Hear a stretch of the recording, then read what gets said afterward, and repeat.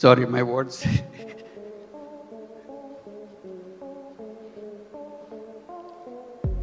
ও ভাই রে ভাই, এবার যেন সবার মুখেই একটাই কথা, বরবাদ সবকিছু বরবাদ করে দিচ্ছে। এবার যেন বরবাদের আঁচ লাগলো প্রধান উপদেষ্টা ডক্টর ইউনূসের মনে। এবার বরবাদ সিনেমার প্রশংসা করতে গিয়ে খুদ শাকিব খানের সামনে ও জুড়ে কেঁদে নিজের মনের কথা প্রকাশ করে যা বললেন প্রধান উপদেষ্টা ডক্টর ইউনূস। শাকিব খানের অতীতের সিনেমাগুলোর গণ্ডি পেরিয়ে বিপুল পরিমাণ আয় করে ইতিহাস করেছে এই বরবাদ সিনেমা।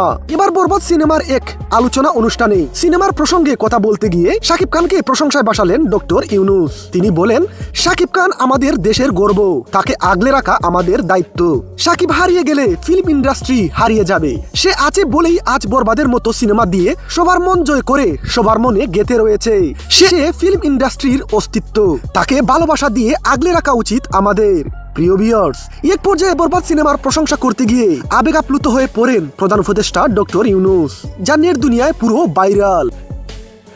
একজন মানুষ এত দীর্ঘ কেরিয়ার, এত ইন্ডাস্ট্রিকে এত কিছু দিয়েছে, বিনিময়ে সে সম্মানটুকু ডিজার্ভ করে।